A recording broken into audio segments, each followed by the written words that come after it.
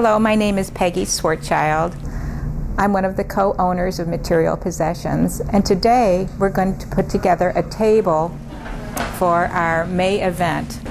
And in honor of Mother's Day, we're doing an heirloom table, which means everybody has in their cupboards and closets wonderful dishes from their grandmothers or from their mothers or things they've collected along the way in their life.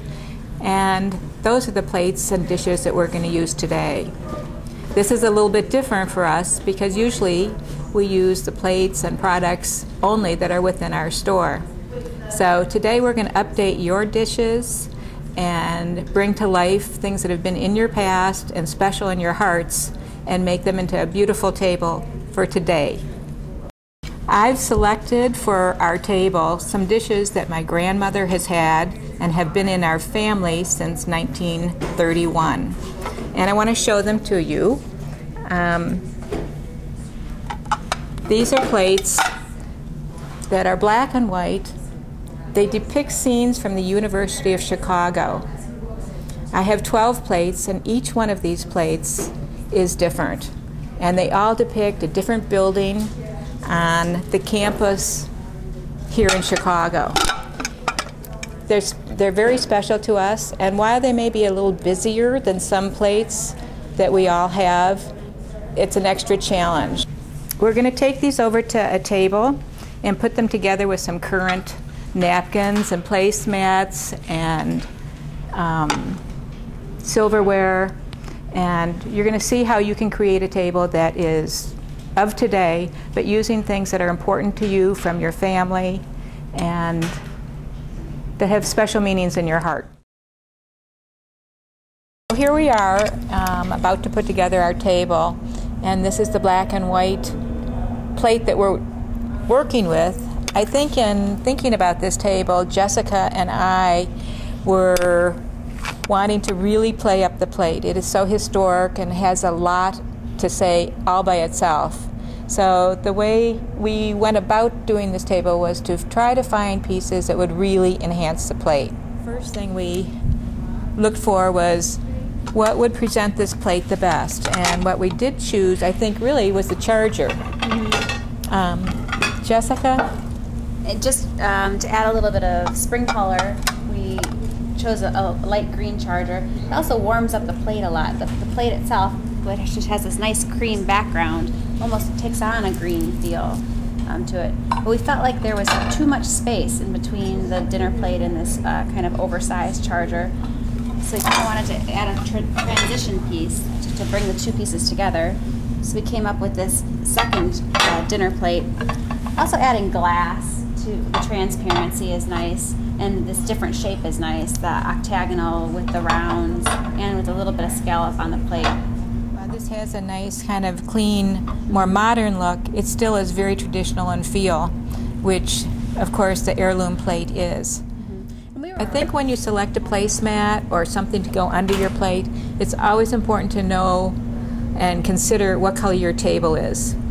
We had started with a dark mat under this light plate because we thought it would offset the black, but in reality our table is dark, and the two dark things next to each other really didn't work. So we moved on to this wonderful mat, which brings out the same color as the plate. We love this mat because it is an easy care wipe-off mat. Once we've got our mat and plates down, our next step is to put glassware in. Again, in keeping with our warm greens and grays, we found these gorgeous glasses by Kim Siebert. They also have this strong architectural sort of feel to them, but they're softened with that color. Next we looked for a napkin and a napkin ring that would complement our place setting, and we found a wonderful napkin. While it's black, which isn't all that traditional, it's not white linen, it does have a wonderful scallop border all the way around.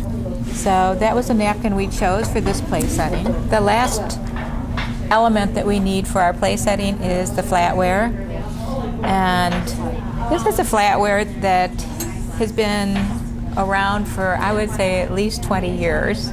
It is beautiful. It is, it's great in the hand. It's stainless. It does go in the dishwasher, and it's one of our favorites. I think because of the darkened handles, it was a natural for this place setting. I'm going to put it down so you can see how beautiful it is with the plate. It bounces off that placemat in a nice way. It's not an eyesore. It's not too strong. It's just really perfect.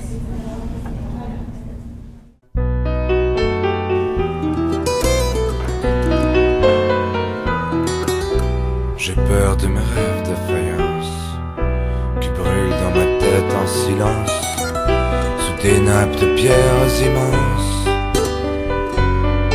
Et je pense le corps en extase. Now the really exciting part, we get to transfer all of this to our table. Sous des nappes de pierres immenses. Et je pense le corps en extase dans son corps. Les prières sombres des morts, mon esprit me sert de décor, et j'adore. When Jessica and I put this table together and we brought the dishes over to the table, we played with a lot of different centerpieces, and everything seemed to fight and overpower the place setting and the intricacy of the dishes. Especially when it was at the center of the table, where traditionally you'd think to see your centerpiece.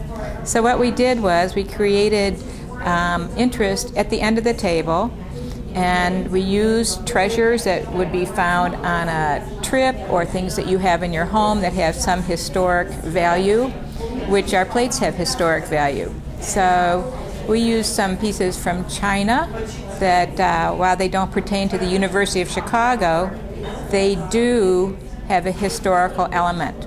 So the nice part about this table is that we have a very intimate dining area. You can see across the centerpiece, you can have good conversation, and you also have a point of interest and something to talk about. People get so attached to objects in their house where they are, and sometimes to create a fresh table, I mean, you can use things that you have on your buffet or on a side table and really put them together. All of these dishes, barring our fabulous heirloom piece, can be found at materialpossessions.com, as well as our 2 locations in Chicago and in Winnetka. Bon appetit!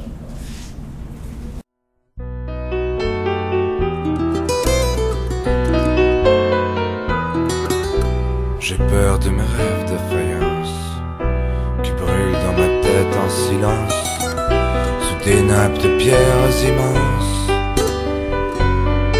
Et je pense le corps en extase dans son corps, dans les prières sombres des morts. Mon esprit me sert de décor.